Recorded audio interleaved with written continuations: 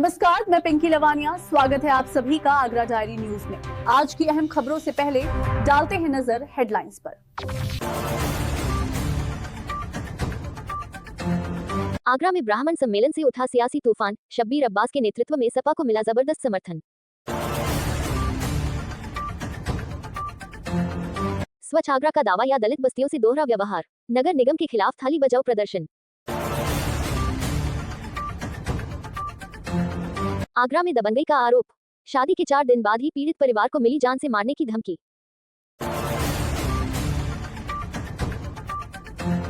आगरा में आईएएस परिवार पर दबंगई का आरोप, सरकारी सड़क पर गेट और दीवार, कॉलोनी का रास्ता बंद। तो ये थी आज की हेडलाइंस। अब आइए शुरू करते हैं खबरों का सिलसिला विस्तार से। सबसे पहले इस वक्त की बड़ी खबर। आगरा से इस वक्त की बड़ी राजनीतिक खबर। ब्राह्मण समाज पर हो रहे कथित अत्याचारों और धार्मिक अपमान के विरोध में आगरा में जोरदार जनोक्रोश देखने को मिला। शमशाबाद रोड स्थित आशीर्वाद वाटिका में समाजवादी पार्टी के महानगर अध्यक्ष श्री शब्बीर अब्बास के नेतृत्व में आयोजित ब्राह्मण सम्मेलन में सैकड़ों लोग समाजवादी पार्टी में शामिल हुए। सम्मेलन में वक्ताओं ने साफ कहा कि धार्मिक प्रतीकों का अपमान ब्राह्मण समाज कभी बर्दाश्त नहीं करेगा और इसका जवाब राजनीतिक तौर पर दिया जाएगा। नौजवानों की भारी भागीदारी के बीच ये संदेश साफ रहा कि 2027 के विधानसभा चुनाव में ब्राह्मण समाज निर्णायक भूमिका निभाएगा। कार्यक्रम में समाजवादी पार्टी की नीतियों को लेकर खुला समर्थन और जोश साफ नजर आया। चाहे सभासद का चुनाव हो, ब्राह्मण 2 तरीके से काम करता है।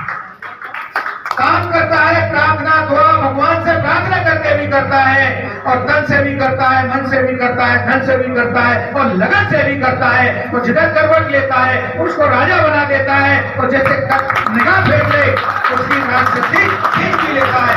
ये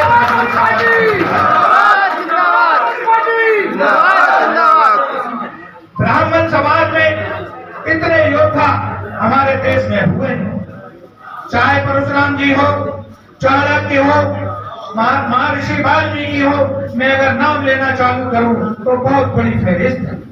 और जब जब इस धरती पे कोई योद्धा पुरुष जन्म लिया है तो सम्मेलन में नवप्रवेशी कार्यकर्ताओं ने फूल मालाओं से श्री शब्बीर अब्बास का भव्य स्वागत किया।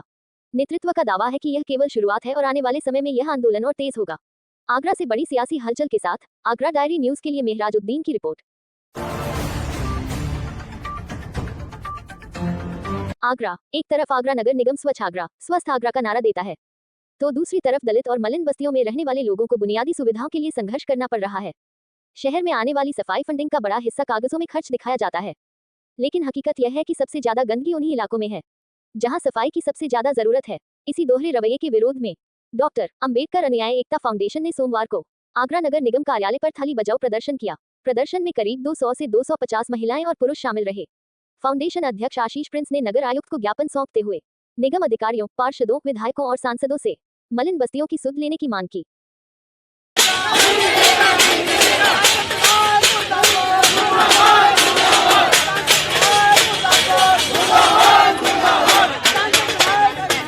में हमने इसलिए आंदोलन किया था कि नगर निगम में लगभग 100 वार्ड आते हैं और 100 वार्डों में से लगभग 40 से 50 वार्ड ऐसे हैं जहाँ बिल्कुल भी विकास नहीं हो रहा। और जहाँ विकास नहीं हो रहा वो बस्तियाँ कौन सी हैं आपको पता है?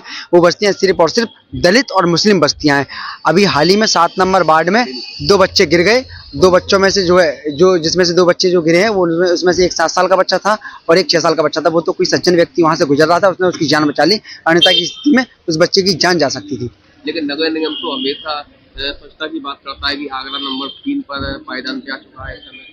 लेकिन नगर निगम नंबर 3 पे 4 पे किस नंबर पे? वो सिर्फ और सिर्फ नगर निगम की फाइलों पर है। फाइलों में बस सिर्फ नंबर 1 पे और नंबर 4 पर है। बाकी अन्यथा का जमीनी हकीकत आप देखेंगे तो नगर निगम और अपना आगरा शहर जो है बिल्कुल नर्क बन चुका है। फाउंडेशन अध्यक्ष आशीष प्रिंस ने नगर निगम को 10 दिन का अल्टीमेटम देते हुए साफ कहा है, अगर समय रहते हालात नहीं सुधरे तो दोबारा आंदोलन होगा और इस बार अधिकारी अपनी कुर्सियों पर नहीं बैठ पाएंगे। आगरा डायरी न्यूज के लिए शीतल वर्मा की रिपोर्ट। आगरा थाना कमला नगर क्षेत्र से एक परिवार को दबंगों द्वारा लगातार उत्पीड़न और धमकी दिए जाने का गंभीर मामला सामने आया है। पीड़ित परिवार ने थाना प्रभारी को लिखित प्रार्थना पत्र देकर न्याय की गुहार लगाई है। पीड़ित के अनुसार उनके पुत्र की शादी को अभी 4 दिन भी पूरे नहीं हुए हैं। शादी के बाद से ही कुछ दबंग किस्म के लोग लगातार परिवार को मानसिक रूप से प्रताड़ित कर रहे हैं। आरोप है कि दिनांक 2 फरवरी 2026 को दोपहर लगभग 1:30 बजे गली में खड़ी कार हटाने को लेकर दबंगों ने पीड़ित परिवार से गाली गलौज शुरू कर दी। पीड़ित का कहना है कि दबंगों ने पूरे परिवार को जान से मारने की धमकी दी और कहा कि वे इस मोहल्ले में नहीं रहने देंगे।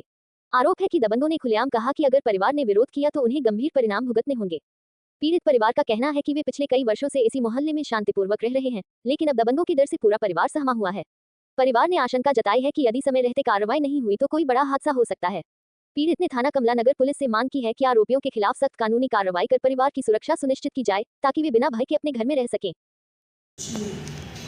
क्या बात हुई आज ऐसा हुआ था, उन लोग घर के केमिस्टर की शादी है तो वो अपनी गाड़ी लेके आए थे। एक हमारा भाई है सनी, वो थोड़ा पी हुआ था, उससे कहता था एडवाइट नशेबाज अपना टेम्पो हटा, तो वो कहने लगा मैं अभी हटा रहा हूँ, तो उसको नशेबाज बोला, 2-3 बार वो छेड़ दिया, उसने गाली रोक दी, तो फिर इन्होंने मारपीट की है। और मैंने वीडियो बनाई थी उनको दिखाने, वो लोग भाई को मार रहे थे तो मैंने वीडियो बनाई उनकी, इस तरीके से मारा तो मेरे सिर में उन्होंने बहुत तेज अड्डा मारा, तो बस इतनी वीडियो ना पाई है, बहुत तेज मेरे लग गई है सिर में, यहाँ पे बहुत तेज लग गई।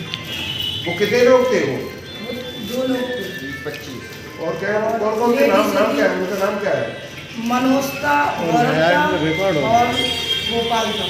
ये लोग फिर रहे थे। तो आप थाने भी गई थी कंप्लेंट करने? थाने गई थी तो थाने वालों ने क्या कहा? उन्होंने हमारी कोई कंप्लेंट नहीं दी, क्योंकि बनी हमसे बोल रहे हैं क्या कहते हैं, आप कितनी भी कोशिश कर लो, हम पैसा भरवा के 1 लाख रुपये इसको अंदर करवा देंगे, और लड़कियां बोलेंगी तो लड़कियों तक को जेल करवा देंगे, हमारी क्या गलती है, जेल हमें क्यों होगी, जेल उन लोग। फिलहाल इस मामले में पीड़ित परिवार ने थाना कमला नगर पुलिस से न्याय की गुहार लगाई है। अब देखना यह होगा कि पुलिस प्रशासन इस गंभीर मामले में कब तक ठोस कार्रवाई करता है।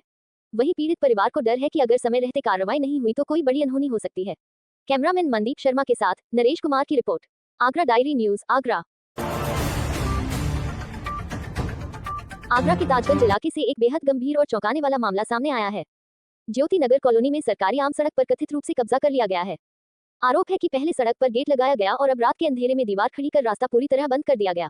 ये वही रास्ता था जिससे कॉलोनी के लोग रोजाना आते जाते थे और सैकड़ों स्कूली बच्चों का स्कूल जाना इसी रास्ते से होता था। स्थानीय लोगों का कहना है कि जब उन्होंने विरोध किया तो उन्हें धमकियां दी गईं। अब हालात ये है कि बच्चों, बुजुर्गों और आपात सेवाओं तक का रास्ता प्रभावित हो गया है। और सबसे बड़ा सवाल ये कि अगर आरोप एक IAS अधिकारी के परिवार पर हो तो क्या नियम बदल जाते हैं? तो ये स्कूल है, ये गेट है, इस गेट के बाहर दीवार बना दी है, सब बच्चों को यहाँ से घूम के जाना पड़ता है। हमारी कॉलोनी इसके पीछे है, अब जाना पड़ रहा है यहाँ से। मेरा बच्चा, मैं कामरान अहमद, मेरे बच्चे का स्कूल यहाँ पर है। ये लोग बोल रहे हैं आपका बच्चा यहाँ से नहीं आएगा, गेट लगा दिया। अंकल कह रहा है बच्चा यहाँ से नहीं आएगा। बोलिए अंकल, यहाँ से नहीं आएगा बच्चा। हाँ, यहाँ से व्हीकल से बच्चा नहीं आएगा, बच्चा पैदल जाएगा। बच्चा, छोटे बच्चे को पैदल ले आऊँगा नर्सरी के बच्चे को। आप छोड़ के आएंगे ना? क्यों व्हीकल क्यों नहीं आएगी? आप छोटी की बात कर लीजिए। गाड़ी क्यों नहीं आएगी? आप छोटी की बात कर लीजिए। बच्चे को छोटे को मैं ले आऊँगा गाड़ी पे। अपने आप से बहस करने का फायदा क्या आपसे? कॉलोनी में भारी आक्रोश है। लोगों का दावा है कि मुख्यमंत्री और प्रधानमंत्री तक शिकायत पहुंचाई गई है। अब सवाल साफ है, क्या आम जनता की सड़क वापस मिलेगी या फिर सिस्टम के सामने जनता की आवाज यूं ही दबती रहेगी? आगरा डायरी न्यूज, सच आपके सामने। खबरों में अब तक के लिए बस इतना ही। अगर आपको हमारी खबरें पसंद आई हो तो वीडियो को लाइक करें, चैनल को सब्सक्राइब करें और बेल आइकन जरूर दबाएं। धन्यवाद। Super Sunday weekly news blog, सोमवार से शनिवार तक की आगरा की बड़ी खबरें, कमिंग सून सिर्फ आगरा डायरी न्यूज पर।